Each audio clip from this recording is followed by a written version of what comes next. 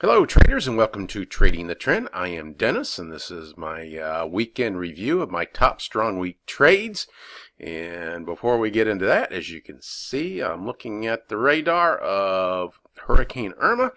I'm right here in the middle of the state of Florida near Orlando, and looking at this radar, you might think that I'm getting drenched in rain, but I was just outside and it is dry as can be. We haven't seen a drop of rain in a couple hours, so I'm not quite sure why it looks like rain here, unless this is some other kind of radar that's not really showing rain. But anyway, there's the hurricane, and it's definitely headed for us. We'll probably be losing power tomorrow, so I wanted to get this video out. And hopefully I will be back on the air sometime next week. But anyway, let's get on with the market and what's going on there. We'll start with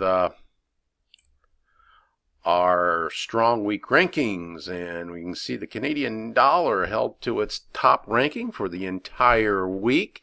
And New Zealand held on to the last place for the entire week. No change there. A lot of shifting in the middle, though. You see that the Swiss franc went from the second weakest to the second strongest during the week, but it's not that big of a move. You know, see, it was, what, 0.35, and now it's just 0.06, so not a big move. There's not a whole lot of separation here in the middle from 2 through 6. The U.S. dollar has gotten weaker. But these are all pretty much bunched up. But the real strength is still in the Canadian dollar, and weakness is in the New Zealand dollar. And let's go to our trades, and we'll start with the Euro US dollar. These are going to be all daily charts, and this is our top trade for the entire year. It is up 1,575 pips from its beginning at the beginning of the year, and we hit a new high on Friday, although you did get a little bit of a pin bar. The dollar did show some strength on Friday late, which gave some of these a pin bar. Not too worried about that. I mean, we had a similar situation here. Backed up for a few days, so maybe you get a little bit of a pullback and a better entry for the next move up. I'm definitely still bullish, very bullish in this trade, as we no reason to think this isn't going to continue to move higher. And the next one we're going to look at is the New Zealand Canadian dollar. And there we go. Okay, this was our entry point here. We pulled back for 2 days, then we got a real strong down candle on that'd been on Wednesday, which put us at 112 pips. Down day again on Thursday, but no new low, and then it backed up a little bit on Friday. So I'll just look for a little bit of pullback here, and then I would expect this thing to continue downward. Next one I'm going to look at is the New Zealand yen. And there we go. Okay.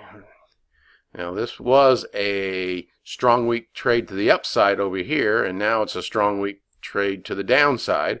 And we've hit a high of 131 pips.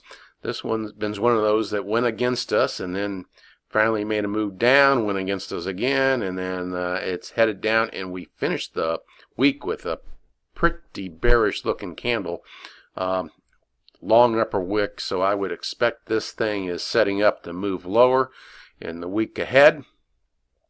Next one we'll look at is the Euro New Zealand. That's been our best trade so far this year, I believe. And there it is. This one is up 680 pips from its entry back here on the, what was that, the 9th or the 8th of October, excuse me, the 8th of August.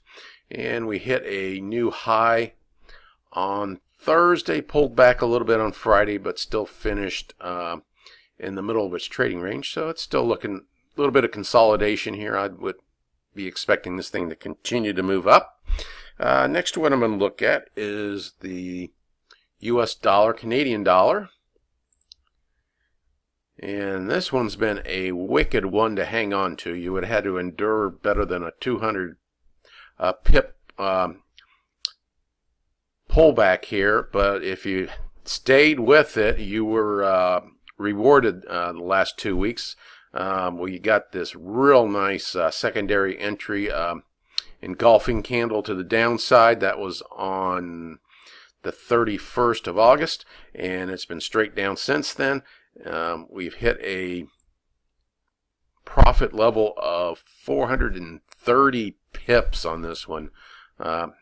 Actually, did it go even further? Let me remeasure this one. It might even have gone a little bit lower. I don't think I included that little wick right there, so it's probably went a little bit lower than this. And the last one I want to look at is the euro pound, and this one has pulled back on us. You know, we got our high point right here. That was a bit of a reversal candle, so no big surprise that it has reversed since then. It's been a pretty deep reversal, but we've seen this kind of move in the euro pound before, so we'll let that thing sort itself out, and we'll see if it can continue to move higher. I will definitely be looking for some kind of reversal candle to maybe set up a secondary entry to the upside on this one. Unless you jumped in right after this down candle here, you're probably a little late to the party if you're going for this thing on a counter trend short, and I tend to shy away from counter trend entries, as you just don't know how long they're going to last. And that's what I got for you for tonight. So any of you that are not in Florida, I hope you're having a great weekend. And for anyone who is in Florida, please stay safe, and I will catch you later in the week.